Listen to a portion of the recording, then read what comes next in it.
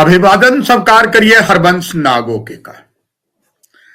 निस्संदेह जम्मू कश्मीर में प्रशासन विकास के कार्यों को आगे बढ़ा रहा है, मगर कई जो अच्छी बातें हैं सदैव हम उसे सकारात्मक लेते हुए अपने स्तरीय मीडिया में दिखाते हैं। मगर वो चीजें जो सरकार की या तो नजर में नहीं है या अनदेखी हो रही है या कोई और कारण है, प्रजातंत्र के चौथे प्रहरी के नाते यही दायित्व होता है वो आप जनता तक पहुंचाए।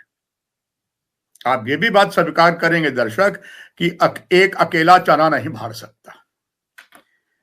लंबे समय की पत्रकारिता में मैंने जिस अच्छे पत्रकार की खबर है वो अपनी जगह तो सरकार तक पहुंचती है, जनता तक पहुंचती है।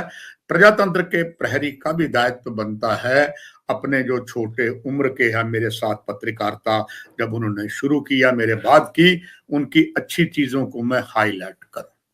ये मेरा क्रम जारी है, क्योंकि ना काहूं से दोस्ती ना काहूं से बैर की कहावत मैं सदैव याथार्थ करता हूं। आइए आज आपको खबर एक दिखाता हूं। भारत पाक अंतरराष्ट्रीय सीमा जो लगभग 210 किलोमीटर लंबी है, जम्मू डिवीजन के 3 जिला सांबा, जिला कठुआ और जिला जम्मू आता है, और सीमा पर सबसे बड़ा पाकिस्तान का जिला सियालकोट है। हमारे यहाँ बहुत विकास हुआ है, मगर अभी भी ग्रामीण क्षेत्रों में कुछ ऐसी चीजें हैं। ये जो खबर आप देखेंगे आप दंग रह जाएंगे। इस समय एक आपके सामने चित्र भी है, उस चित्र को देखिए और उसके आगे इसकी मैं पूरी जानकारी देता हूं।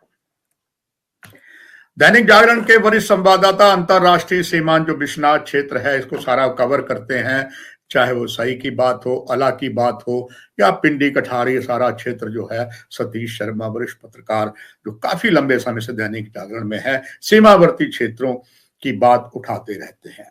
एक उन्होंने समाचार आज दिया है कि अंतरराष्ट्रीय सीमा का बहुत बड़ा गांव है जिसका नाम अला है।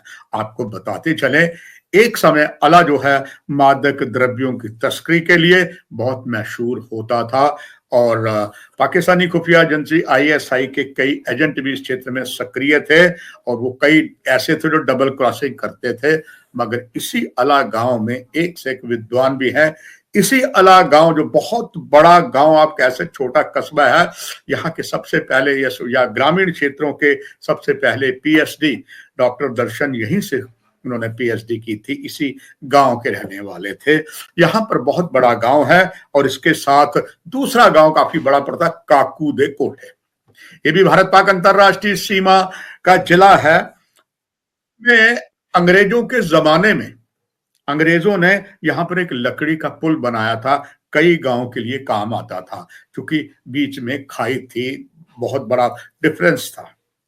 अंदाजा लगाया जा सकता है इस बात का कि अंग्रेजों के जमाने के बने हुए पुल जो जर्जर हालत में है, इसके जो फट्टे लगे हैं वो टूट गए हैं, वहां से निकलना पूरी तरीके से जान जोखिम में डालना है। केवल इस क्षेत्र में ग्रामीण ही नहीं गुजरते, आपको तो पता ही है कि भारत पाक अंतरराष्ट्रीय सीमा की चौकसी हमारे सीमा प्रहरी यानी कि बॉर्डर सिक्योरिटी फोर्स करते हैं। जो हमारा फर्स्ट डिफेंस होता है वो अंतरराष्ट्रीय सीमा जो है वो BSF के पास है, उसके पीछे पुलिस होती है और उसके पीछे भारतीय सेना भी होती है। इसी क्षेत्र में डिफेंस डिच भी है, मगर ये पुल जर्जर होता जा रहा है। BSF भी गुजरती है, सेना भी गुजरती है और भी पुलिस वाले यहां से गुजरते हैं, मगर ये पुल इस जर्जर हालात में है, इसकी कोई सुध नहीं लेने वाला। क्या इससे बड़ी कोई अनदेखी है?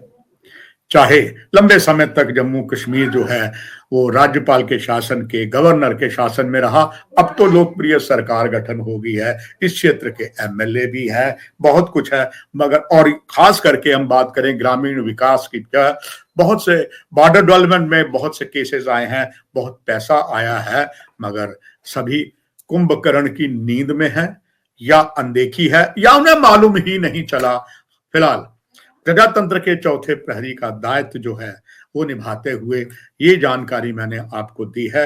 आपको विश्वास दिलाता रहूं, जहां जहां प्रशासन सकारात्मक करेगा हम उसको भी सामने लाएंगे, और जहां जहां नकारात्मक जाने अनजाने में या भूल से या कुछ और स्वार्थिक विकास नहीं हुआ है, तभी मीडिया इस बात को उठाता रहेगा।